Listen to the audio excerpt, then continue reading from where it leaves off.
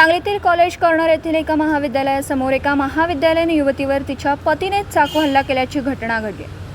या हल्ल्यानंतर हल्लेखोराने पलायन केले। प्रांजल काळे असे युवतीचं नाव आहे। 6 महिन्यापूर्वी संग्राम शिंदे यांच्याशी तिचा प्रेमविवाह झाला होता। त्यानंतर दोघांमध्ये वाद सुरू होते। यापूर्वीही संग्राम विरुद्ध तिने तासगाव पोलीस ठाण्यात गुन्हा दाखल केला होता। आज ती कॉलेज कॉर्नर येथील एका कॉलेजला आली होती। त्यावेळी पतीने कॉलेजच्या बाहेरच तिच्यावर चाकूने वार केला। या हल्ल्यात प्रांजल जखमी झाली असून तिच्यावर शासकीय रुग्णालयात उपचार सुरू आहेत। हल्ल्यानंतर पती संग्राम याने घटनास्थळावरून पलायन केलं। घटनेनंतर विश्रामबाग आणि शहर पोलिसांनी सुद्धा घटनास्थळी धाव घेतली। अद्याप याबाबत पोलिसात नोंद नाही।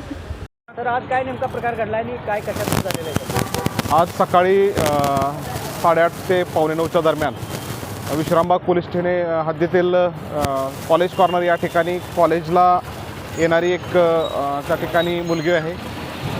तिचा प्रेमविवाह झालेला आहे आणि ती तिच्या गावावरून इथं आल्यानंतर तिच्या पतीनं ती कॉलेजला जात असताना कॉलेज कॉर्नर या ठिकाणी तिला अडवून चाकूने हल्ला केलेला आहे। तर तत्काळ आम्ही सदर पीडित महिला ही हॉस्पिटलाइज झालेली असून योग्य ते उपचार सुरू आहेत।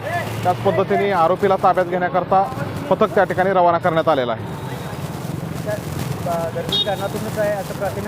पती आणि पत्नींमधला हा वाद असून त्या ठिकाणी आणखी सखोल तपासामध्ये नेमकं मारहाण करण्याचं आणि या हल्ला करण्याचं कारण काय ते समजून येईल। नाही, सदर पीडित मुलीची आई त्या ठिकाणी फिर्याद देण्यासाठी आलेली आहे। फिर्याद घेण्याचं काम सुरू आहे। तपासाबाबत काय पुढे? तपासाकरता आम्ही एक पथक त्या ठिकाणी रवाना केलेलं असून तत्काळ आरोपी ताब्यात घेत आहोत। दिवसभरातील घडामोडींचा आढावा घेण्यासाठी पाहत रहा N24 मराठी न्यूज चॅनल।